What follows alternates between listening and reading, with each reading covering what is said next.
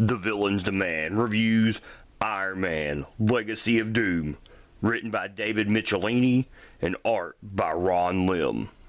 Hey guys, this is Villain's Demand. I'm Evan the Great. This is Justin Von Doom, and this is Hero Man. Today we're going to bring you another comic book review over an Iron Man story, Legacy of Doom. And that is the actual story that started in Iron Man Volume 1, Issue 149 through 50, called Doomquest. And then in the future, it continues in Volume 1, 249 through 250. And that story is called The Recurring Nightmare. It's a future Camelot in 2089 AD. But since Secret Wars, I don't know if that exists, so we're not going to cover that story. Doomquest, it starts and it's Iron Man stops shipment to that's actually heading to Latveria. You don't know what's on it yet, but he stops them. He tells them to go back. At this time, nobody knows Iron Man's Tony because this is a while back.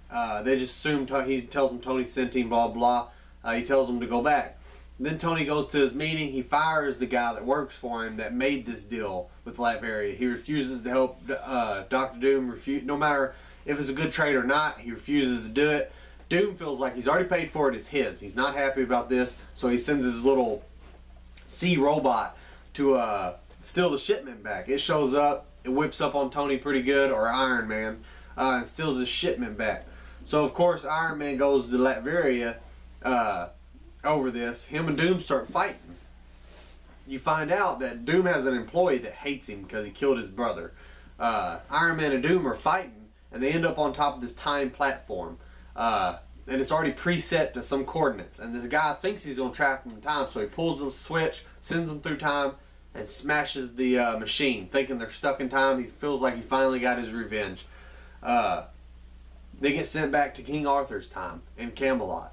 And they meet up with King Arthur, and he takes them in. He's talking to them. He gives them each their room, and some servant girls go to them. Of course, Tony does what Tony does with women, and Dr. Doom uses it as a chance to find out what Morgan Le Fay is, because he hears about her and he knows her about her, and she's the reason he was wanting to come to this timeline anyway. So he finds Morgan Le Fay and he goes to her. She's actually trapped inside of her own castle because she's been defeated by King Arthur and his Excalibur.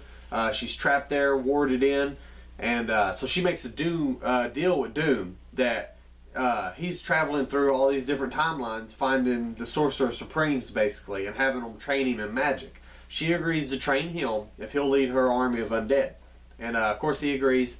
So he starts leading her army of undead to attack King Arthur, which is Iron Man is helping them. During the fight, Iron Man figures out that Doom's not leading this army of undead. He's not controlling them. He knows it has to be Morgan Le Fay. So he goes and finds Morgan Le Fay and stops her, and she breaks her deal with Doom, and she runs off. Which once she leaves, you don't know where she ran off to, but she runs off, and the army just fails around Doom. So the fight's over. Doom didn't get what he wanted. He didn't get trained, but now they're stuck in the past, and the technology back then, they can't rebuild a time machine, so they have to use parts of each one of their suits to build a time machine, a one-time use. And when they come back, of course, Doom threatens vengeance and all this as they part ways, but they got a little bit of a treaty right at that moment. So then they part ways, and that's how that book ends. Then it goes. Then when you start reading the Legacy of Doom, it's Tony breaking down his armor, because now he doesn't need all these extra armors. He's got extremists. And it's good for most situations. And he's talking about how it hurts his feelings to have to break down his good armor, whether it's still useful or not.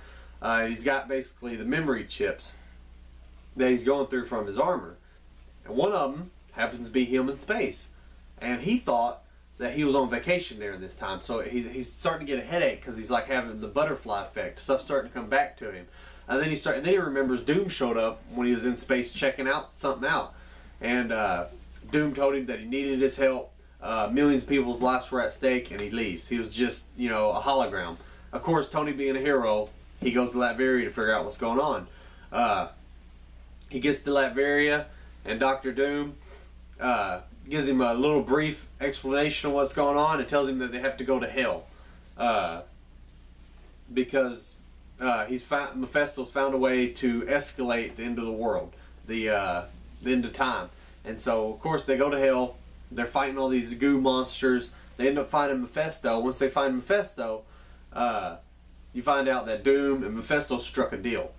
He gives Doom this little shard, which is a shard of Excalibur, and Doom teleports out. And he explains to Tony that Tony can't teleport out because the switch he gave him runs off a frequency that he only has in his armor. So the deal was he would give Mephisto one of Earth's heroes, which is Tony, to him in exchange for Morgan Le Fay, which that's where she ran off to, and a piece of Excalibur. So now Tony's stuck in hell.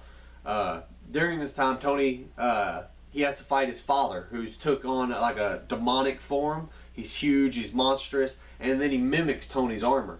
At first he doesn't want to hurt his dad because it's still his dad. He doesn't, he's more being elusive. He catches his arm in a door and breaks it off, and a couple different things. Then he ends up taking his dad out, and Tony uses his dad's armor that was built to mimic his to do pretty much what him and Doom did the first time, is build another time capsule to send Tony back to where he's supposed to be. During that time, Dr. Doom had Morgan Le Fay captured. He made her do a spell because only she could do it, that would merge Excalibur and all of its magic onto Doom's armor, making basically invincible. Tony gets there, it's too late. Doom's already this powerful.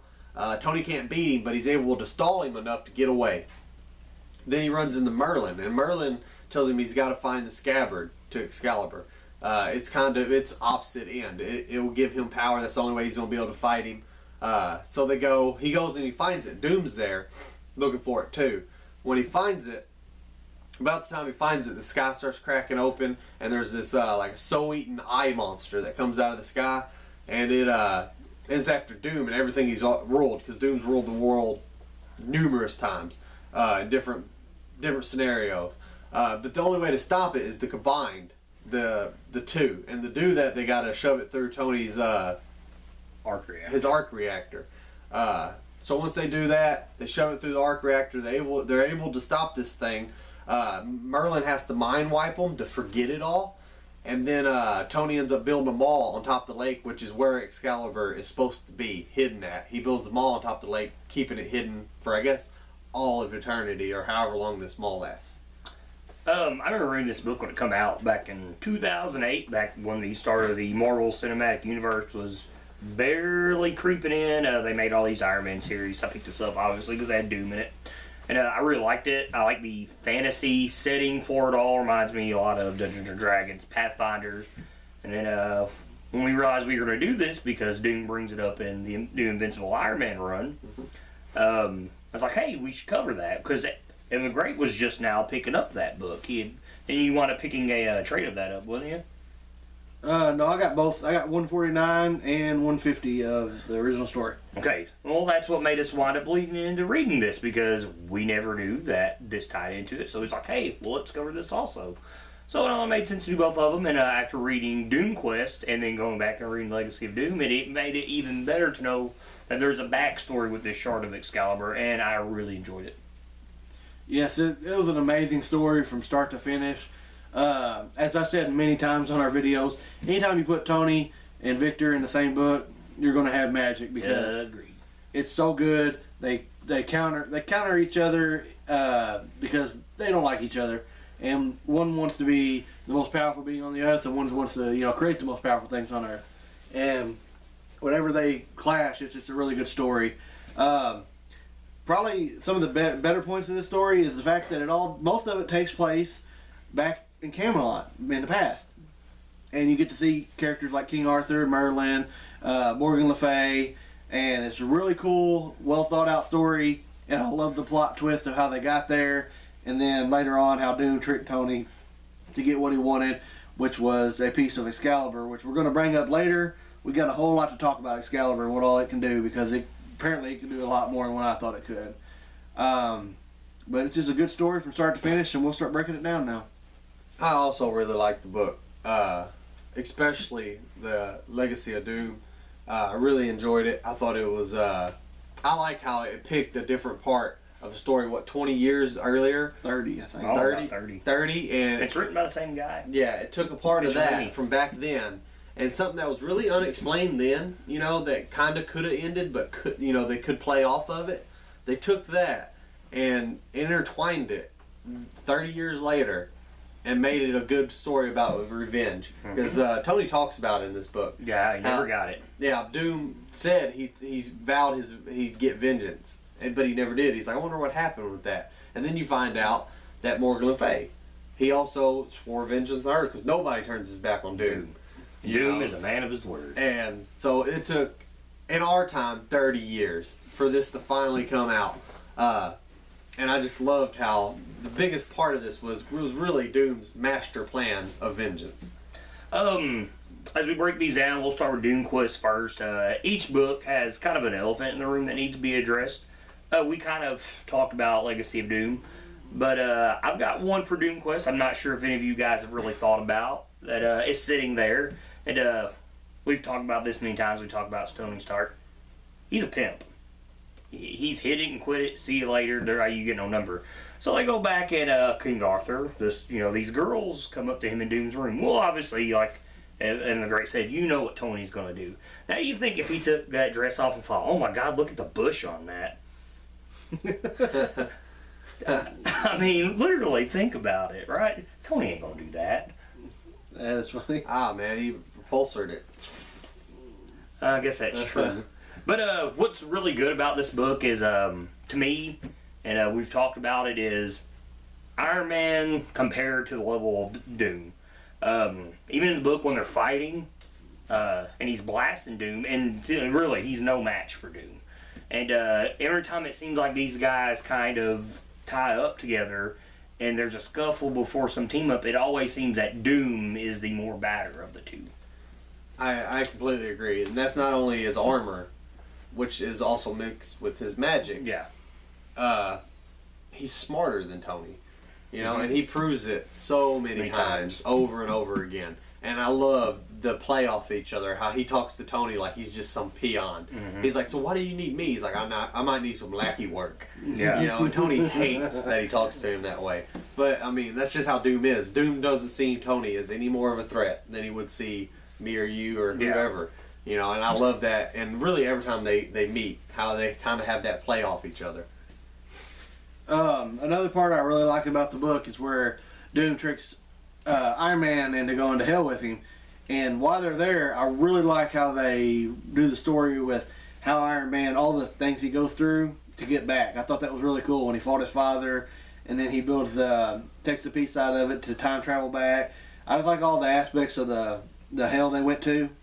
And then on the flip side, I like everything that Doom does with this Excalibur piece he gets. Man, he basically builds his own Excalibur, and I love the way Doom looks. He's got like a different layer of power on him. Well, does he see? You say he builds it. I'm assuming that I'm assuming that he found it. That the shard would draw him to it, almost like it draws him to the sheath. They might. They didn't explain that. That's what I assumed, that he went and found Excalibur, because at the end of the book, Tony buys the lake that apparently hides Excalibur and built them all on top of it. So I'm assuming that Doom had went and found Excalibur. I think you're probably right on that. Speaking of Excalibur, there's an important part in the book where when Tony gets out of hell, Doom is sitting there with Excalibur, and he cuts Tony's armor, and Tony's talking about how he's never seen anything like it, and I had brought that guys up to you.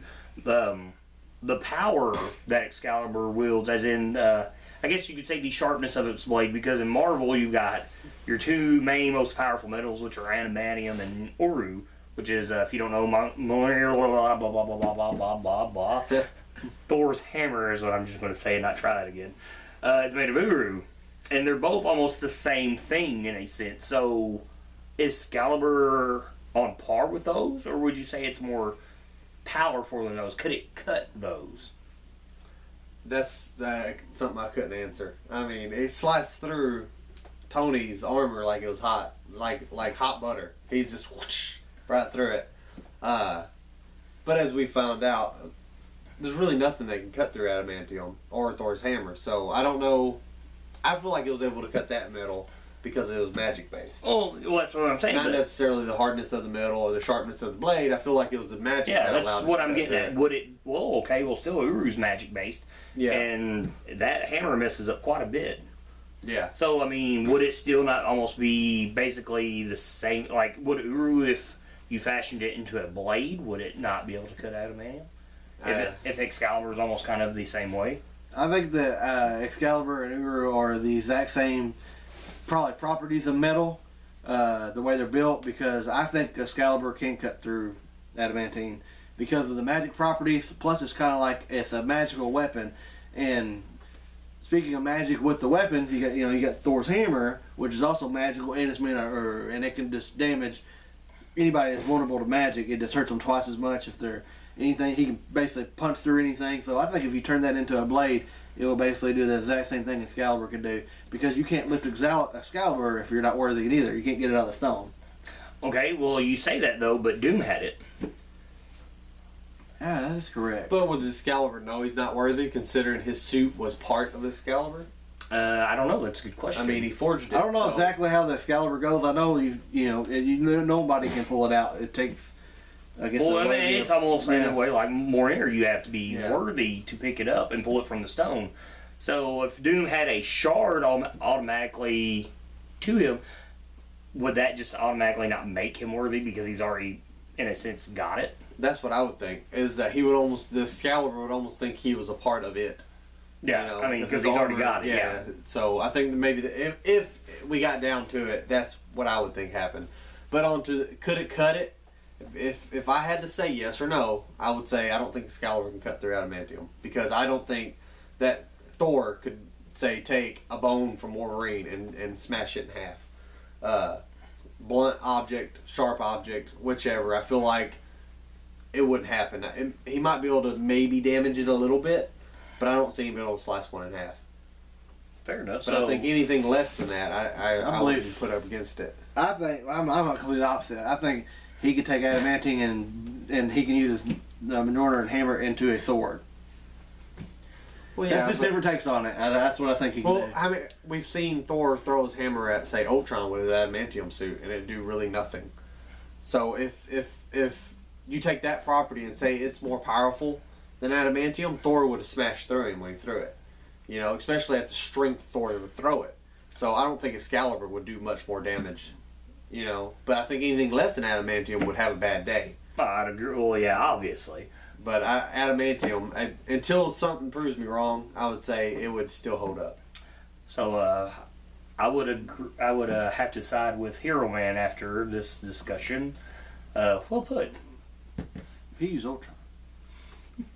He did use Ultron, and it was the perfect example. Yeah, I know. I mean, He makes my theory when he wrong. put that up there, I mean, you were done right there. Also in this book, guys, we got some other characters that are they're not main characters, but they're kind of involved. And one of them is Merlin. I kind of like their take on Merlin whenever he's kind of floating around and he looks kind of different. Like a hippie? Yeah, kind of like a hippie. And I like the fact that he was willing to help Iron Man, but it was in a weird way. How he told him where to go find and he talks about the sheath, which I never thought about that, being just as powerful as the blade. They both grant him, invulnerability and immortality. Basically makes you invincible. Yeah, makes you invincible. Iron Man, you know. And it was kind of cool to see that they're both one and the same. That was neat. And Well, you brought up Merlin. I don't think Merlin was in Legacy of Doom or Doomquest enough, and neither was Morgan Le Fay or, for that matter, King Arthur. Because, I mean, if you're going to go to Camelot and you're going to bring up the basis of Camelot, those are characters that need to play more into your story. Yeah, and they they're barely had anything to do just with this. backstories. Yeah, I mean, it's great that they bring in Morgan Le Fay, because you're getting some history of how Doom has, gained his sorcerer abilities. But you don't see her enough, and it's like Merlin. Basically, they just used Merlin to give Tony an edge over Doom, yeah, because Doom was too powerful, and then they just used him basically to wrap the story up and mind wipe him, so no one would remember where Excalibur was except for in the end Tony. So I don't think, even though I enjoy those characters, even though if they're in comics or fantasy fiction, I don't think they were in the book enough, especially King Arthur and the Doomquest. He was barely, it seemed like he was barely he's hardly in it at all. Barely at all. I enjoyed when Merlin first showed up, to cut you off for a second. And he was like, "What's up, Tony?" Like, best Yeah, I friend. know, that's for a what I'm while. He's like, talking "Oh, about. you don't know me for another 150 years." Yeah, exactly. Or whatever it was. I thought that was kind of funny. Yeah, it was. It was really funny the way their outtake, the way they wrote Merlin was really cool. Like when he told Tony that, he's like, "Well, I'm not going to be here because I gotta go. I'm napping or I'm sleeping." Yeah, you're telling his astral form in a sense. It kind of was really cool. Also, watching Merlin in this book kind of makes me wonder his magic abilities and everything. If we may see him, I've never actually seen him in a comic book. If they ever bring him into more of the comic realm, how he would interact with people like Scarlet Witch and Doctor Strange, that'd be kind of cool. Well, with what's going on in the Doctor Strange book, that might be a possibility. But one of the coolest things and weirdest things, I guess I could say, is this eye monster soul eater deal. Did it remind you of is it Eye Guy from Power Rangers? Yes, it looks exactly like I got I mean- Power Rangers, and he's stomping around on stuff, and he's real big, and I'm like, this is almost a complete ripoff, but it was cool.